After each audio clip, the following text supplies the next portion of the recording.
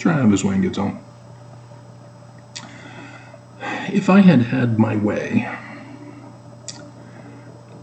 I would have used YouTube to post video clips of the billions of women who are doing fashion try-ons.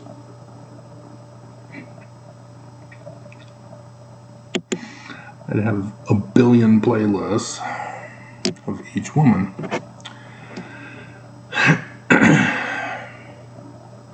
And obviously I'd be extremely popular, have millions of subscribers and multi-millions of views for every video, depending on who likes which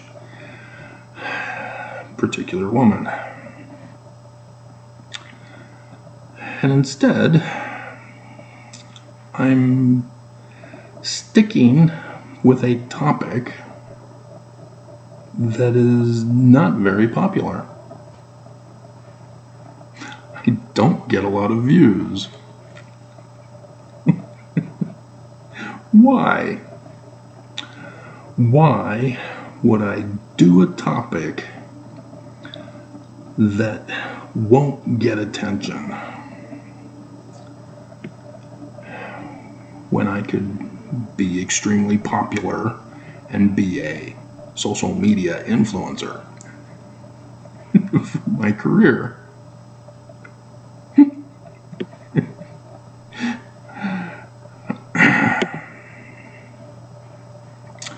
Doctrine and Covenants, Section 88.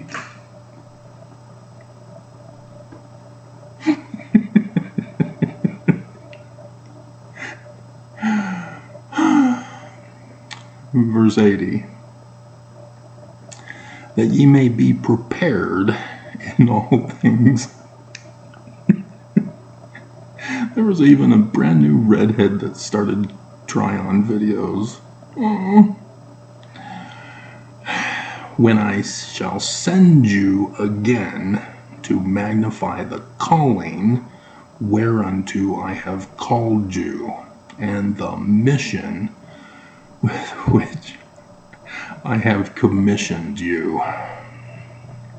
Behold, I sent you out to testify and warn the people. The sacrifices I make for you, and it becometh every man who has been warned to warn his neighbor. Therefore, they are left without excuse.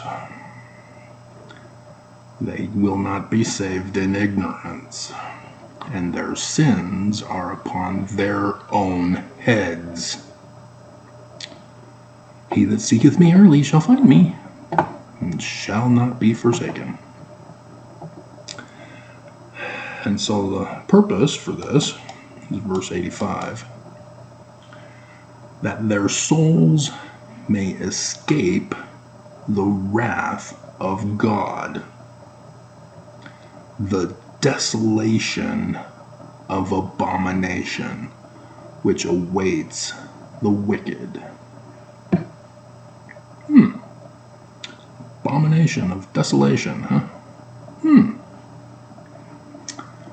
Yeah. Because I was born and raised in the Church of Jesus Christ of Latter-day Saints in the Covenant, I was discouraged from pursuing my desires of women's fashion, having to keep it a sacred secret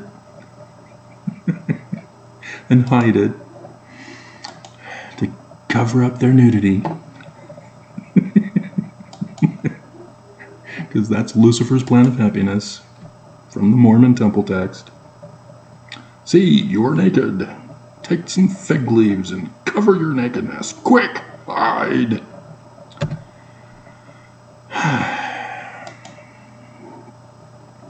And so Joseph Smith is talking about the Book of Mormon. He's not talking about the gospel of Jesus, plan of salvation. It's the Book of Mormon. The Book of Mormon is the warning message about the day that shall burn as an oven, the abomination of desolation. And so Joseph Smith, in 1838, is forced by the missionaries to correct the facts that the missionaries are going around lying about. They are not warning the people with the Book of Mormon. Instead, they're saying that it's another testament of Jesus Christ, that the Church of Christ, which became the Church of Latter-day Saints in 1834, is the Church of Jesus Christ of Latter-day Saints. And so you see the Church of Jesus Christ of Latter-day Saints in verse 1. But if you went to the Joseph Smith papers, you would see it's the Church of Latter-day Saints. It's supposed to be. But wait, Joseph Smith, earlier that year, in section 115, that Nelson declared over the pulpit of conference, changed the name to the Church of Jesus Christ of Latter-day Saints. What's going on? Joseph Smith made an error. And so therefore, Willard Richards of Brigham Young's 12 missionaries is shown in the footnoting to have put it in after Joseph Smith died. Willard Richards was also in Carthage jail. Interesting. He's lying about the name of the church, and he's with Joseph when he dies. And his testimony contradicted John Taylor's testimony. What's up with that, guys? I've done the videos. I already know. And so Joseph Smith is saying, owing to the circulation of evil-disposed and designing persons, in relation to the rise and progress of the Church of Latter-day Saints.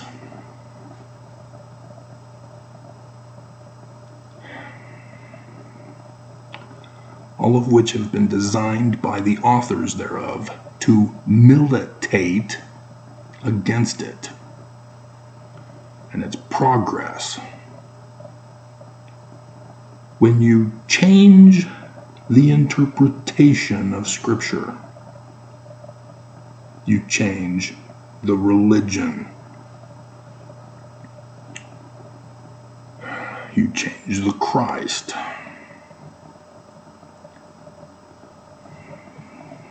Because every religion doesn't believe in Jesus. It's Christians who were created 325 CE with their new interpretation imposed upon the scriptures written by the Jews with Jewish interpretation, now are being replaced.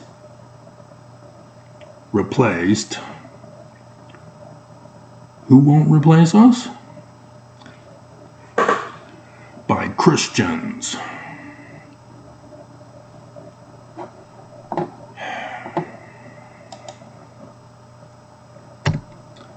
And so, after telling us that Christianity is the great and abominable church, in verse 19, he then goes to the second vision, of which it is the bicentennial year of.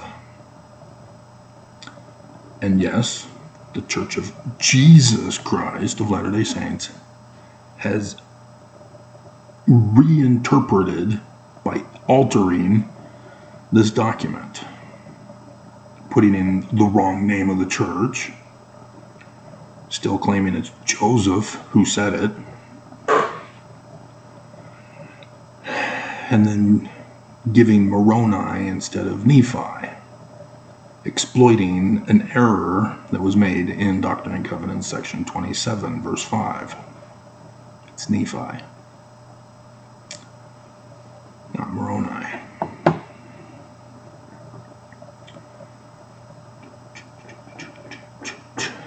And so we see that this being is described as Emmanuel, the name of the Jewish Christ. That's strange. So after talking about how he's in sheer fashion, no men on my channel, all women.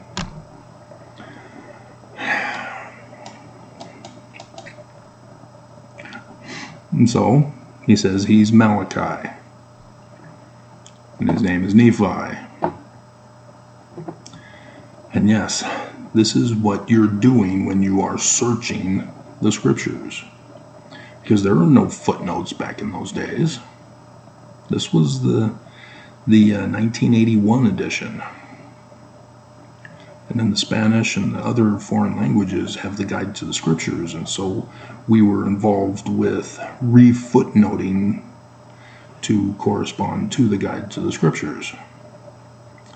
Yes, I was involved in that.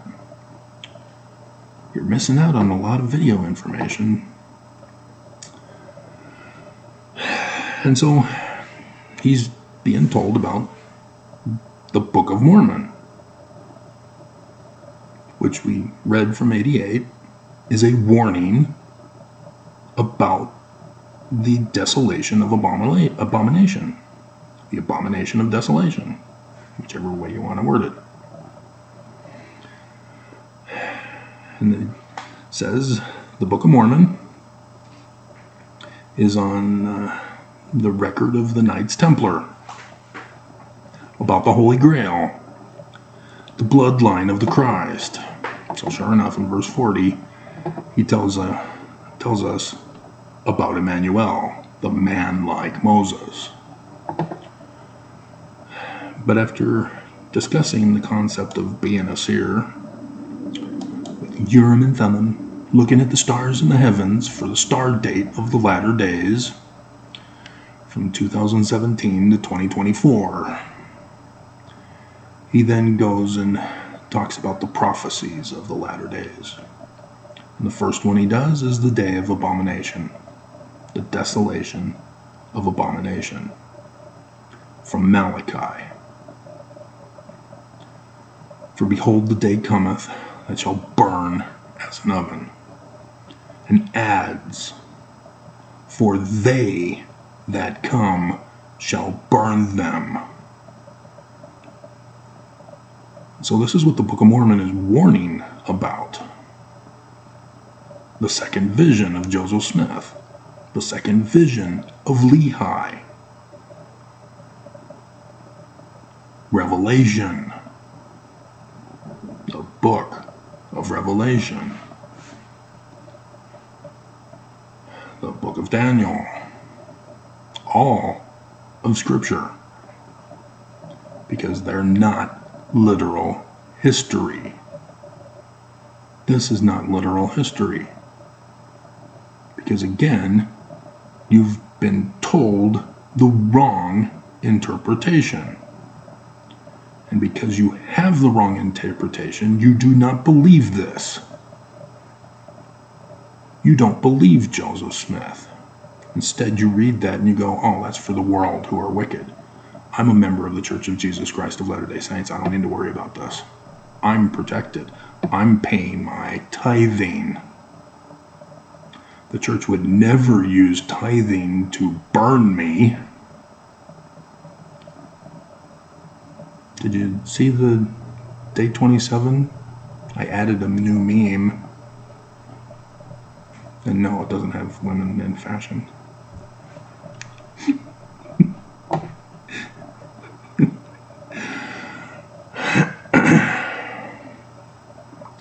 But Mormons do not consider that they're going to get burned, and so they're not worried. And they go out on their missions not to warn people about the day of burning, but to come unto the church and pay tithing. It's all about Jesus. But not Christianity Jesus. Perseus Jesus. Hercules Jesus. Babe Watch BC.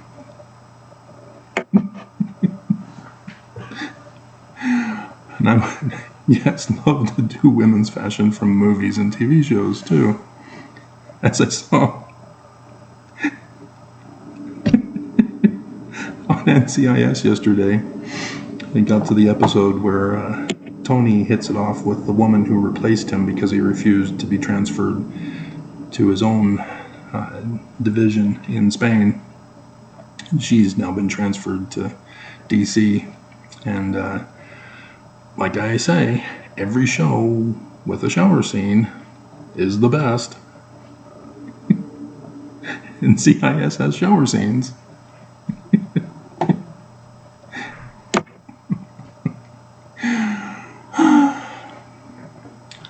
Yep, no rule against it whatsoever. I'm so lonely. But that's the sacrifice I've made. To not be desirable to women. And so yeah, this is it. That's the point of the video. I mean, I can ramble on for hours, obviously. But because Mormons have the wrong interpretation, they do not see the danger. They don't recognize that they're going to be burned by their church. They betrayed you.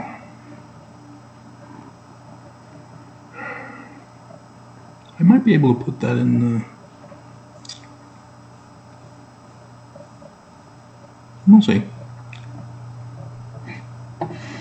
Because I made a snapshot of it so I can keep using it for future countdown days. But maybe I should make that the thumbnail picture. We'll see.